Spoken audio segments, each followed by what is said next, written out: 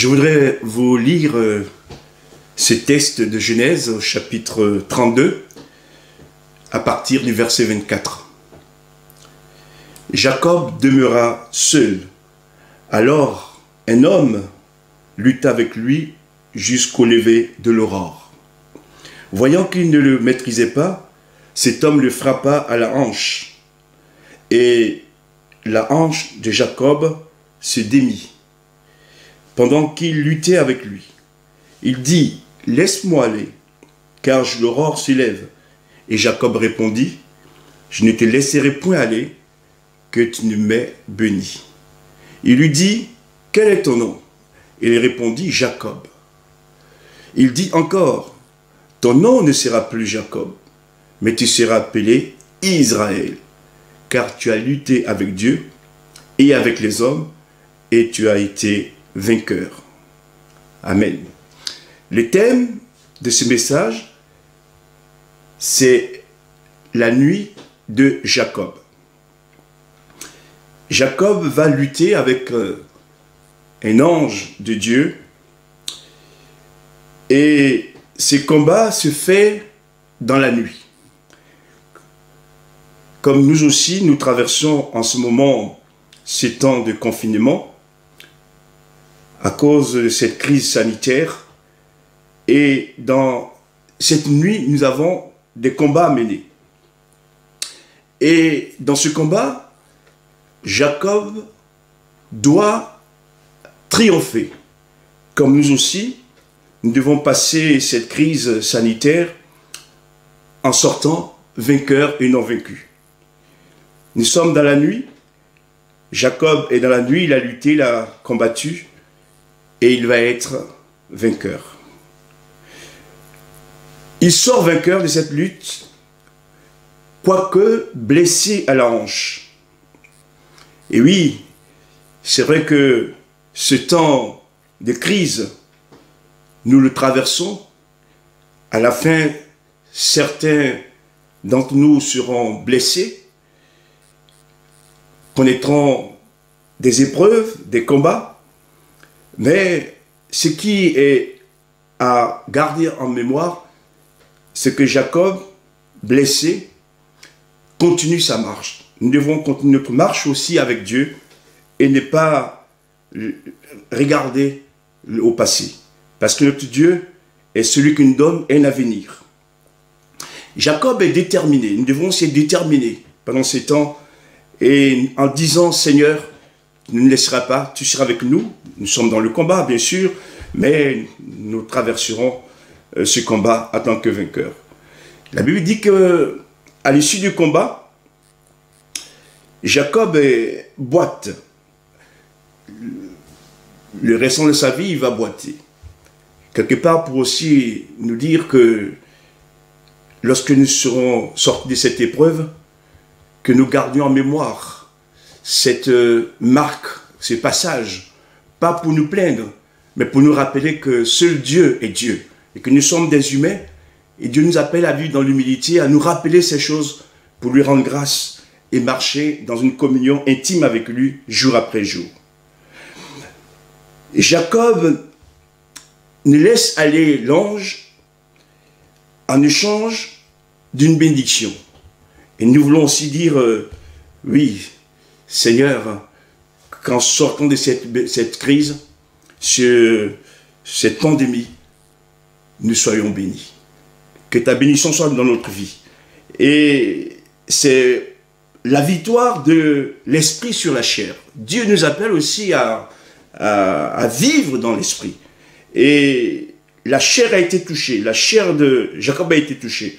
Ce qui veut dire que tout ce qui est charnel en nous doit mourir pour laisser seul l'Esprit de Dieu agir puissamment dans nos vies. Il a lutté avec l'ange. Il a fait 3 choses que je vais donc mentionner. Il a d'abord lutté. Nous aussi nous luttons.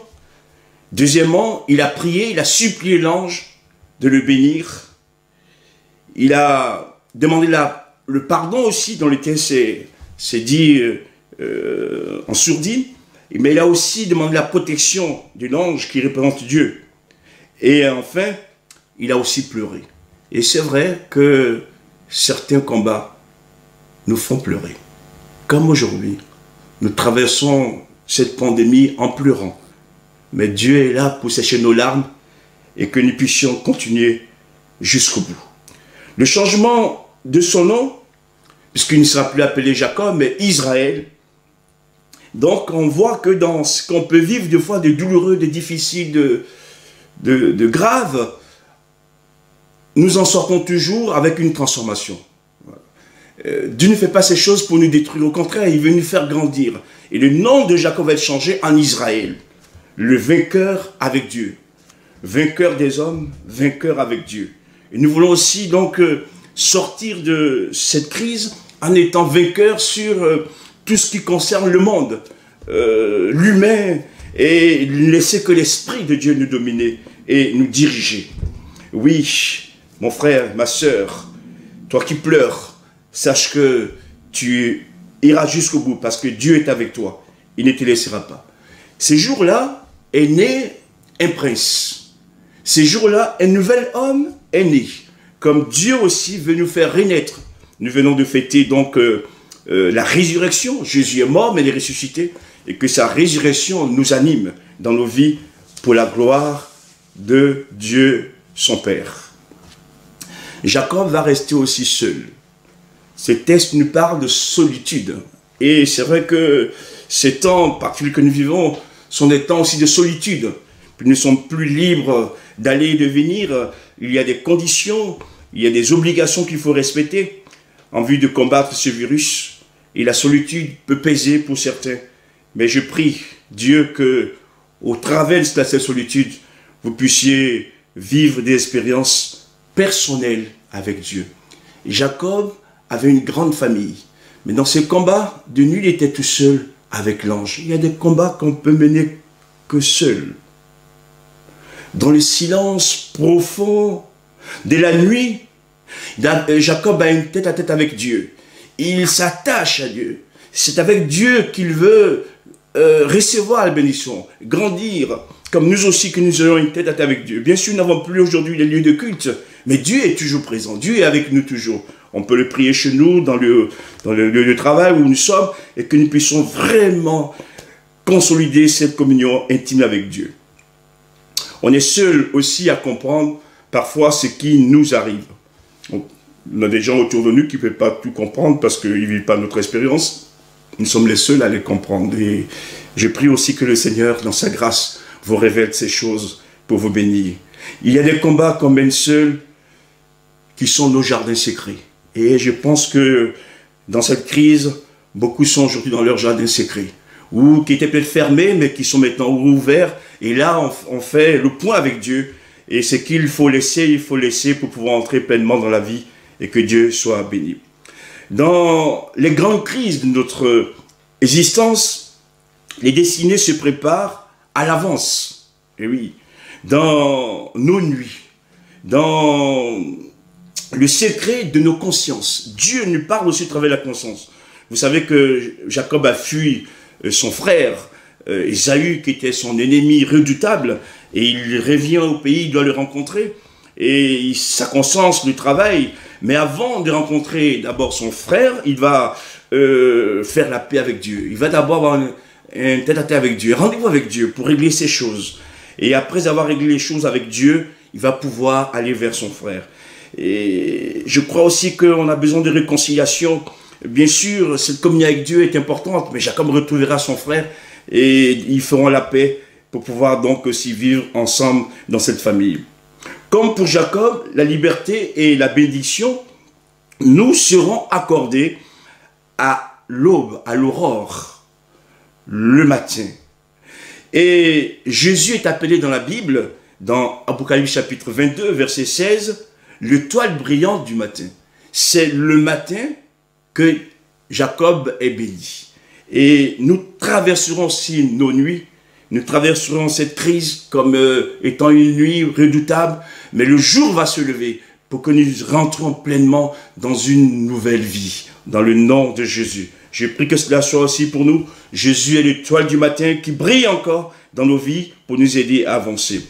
Jacob rencontre Dieu à Péniel Et là, il a vu la face de Dieu. Et c'est vrai que nous avons des Bibles, nous avons une église, nous avons des hommes de Dieu, des serviteurs qui nous enseignent. Mais des fois, nous oublions qu'il faut que nous ayons une relation personnelle avec Dieu. Et Péniel, c'est la face de Dieu. Vraiment aller directement à Dieu. Je suis pasteur, je sais de quoi je parle, mais je voudrais vraiment que les uns et les autres nous apprenions à avoir une nouvelle relation personnelle avec Dieu. Et Dieu s'est révélé à Jacob. Et en conclusion de ce message, je dirais ceci: transformé, Jacob va se réconcilier avec son frère. Qu'en sortant aussi de cette crise sanitaire, même avant même, il serait bon que nous nous réconcilions avec ceux avec qui nous étions fâchés pour recevoir la bénédiction, mais continuer d'être dans la bénédiction de Dieu. Et ce frère qui pendant des années a cherché à les détruire, Dieu n'a pas permis. Et on ne doit plus céder aux forces du mal, que ces forces du mal sont derrière nous, que nous soyons des enfants de lumière. Pour terminer, je dirais que nous serons blessés dans notre vie, dans notre existence. Nos pas seront mal assurés parfois, mais nous ne serons jamais vaincus. Comme Jacob, nous sommes appelés au nom de Jésus des vainqueurs. L'exemple d'Israël est là pour nous dire que Dieu n'abandonne jamais ses enfants et son peuple, et que malgré tout et contre tout, il est avec nous, et qu'il se sert des éléments de la vie pour nous transformer, nous parler, pour que nous devenions des hommes et des femmes de Dieu affermis pour pouvoir avancer avec lui jusqu'au retour de son Fils. Dernière parole, cette faiblesse qu'il a en lui, nous l'aurons aussi en nous, cette faiblesse physique, qui est nécessaire pour nous garder dans l'humilité et aussi nous garder de l'orgueil, pour nous rendre humbles et nous dire que tout ce que nous sommes, tout ce que nous avons, tout ce que nous faisons n'est qu'un effet de la grâce de Dieu. C'est Dieu qui nous donne le bonheur, c'est Dieu qui nous donne la bénédiction. Que son nom soit béni et qu'il vous bénisse tous ensemble dans le nom précieux de Jésus. Amen.